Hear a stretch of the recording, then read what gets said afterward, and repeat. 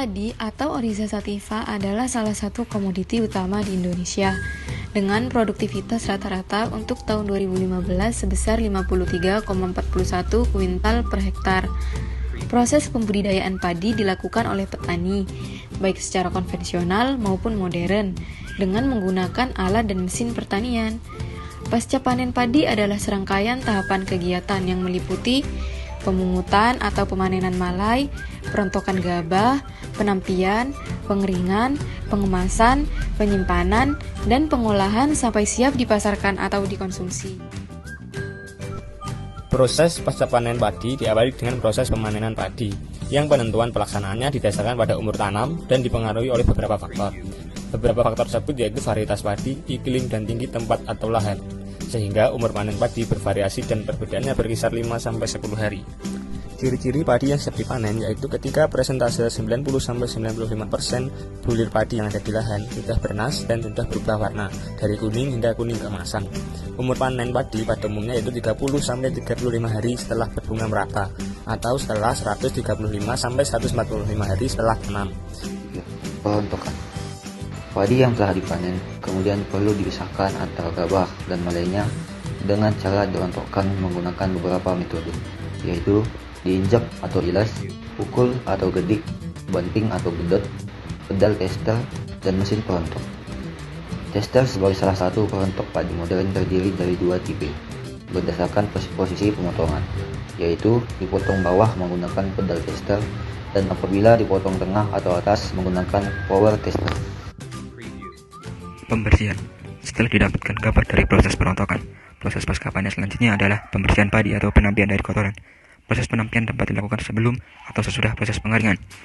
Apabila proses pasca panen dari padi menggunakan combine harvester, maka proses penampian tidak perlu dilakukan karena produk dari mesin combine harvester sudah dalam kondisi bersih dari kotoran dan gabah hampa. Namun, bila tidak menggunakan combine harvester, maka proses pembersihan padi perlu dilakukan untuk memperoleh gabah bersih. Prinsip penampian adalah menggunakan hembusan angin baik secara alami maupun dengan aliran angin buatan.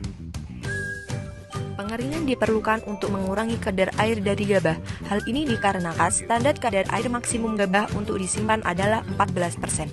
Air yang berada pada gabah sangat berisiko menyebabkan pertumbuhan mikroorganisme yang dapat merusak kualitas gabah. Terdapat dua cara pengeringan, yaitu pengeringan alami melalui paparan sinar matahari dan pengeringan buatan atau mekanis. Pengeringan alami biasanya dilakukan dengan cara menyebarkan gabah di atas terpal atau tempat khusus untuk menyebarkan gabah dan ditempatkan di areal terbuka. Cara ini memiliki kekurangan, yaitu intensitas cahaya matahari yang tidak dapat dikontrol, plus karena faktor cuaca maupun hewan di sekitar, dan rentan terkena kotoran di sekitar areal penjemuran. Sehingga cara ini mulai ditinggalkan dan berpindah ke cara pengeringan mekanis yang lebih terkontrol, bersih dan lus dapat dikurangi. Tipe pengeringan mekanis bermacam-macam, bergantung terhadap kebutuhan. Contohnya yaitu batch dryer, continuous dryer, dan lain sebagainya. Pengeringan diperlukan untuk mengurangi kadar air dari gabah. Hal ini dikarenakan standar kadar air maksimum gabah untuk disimpan adalah 14%. Gabah yang bersih dan kering kemudian disimpan baik dalam keadaan curah atau dikemas.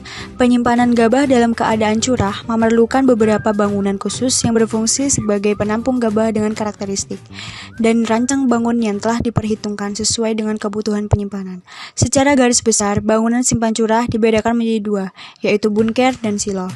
Sedangkan untuk penyimpanan dengan pengemasan, gabah dapat dikemas dengan menggunakan pengemas berbahan goni atau plastik. Terdapat beberapa hal yang perlu diperhatikan dalam memilih kemasan, yaitu kemasan harus dapat melindungi gabah dari efek pengangkutan dan penyimpanan. Kemasan tidak boleh mengandung bahan kimia berbahaya yang dapat mencemari gabah dan tidak boleh membawa organisme pengganggu. Kemasan harus berasal dari material yang kuat dan mampu menahan beban tumpukan, dan yang terakhir adalah mampu mempertahankan keseragaman dari kualitas gabah.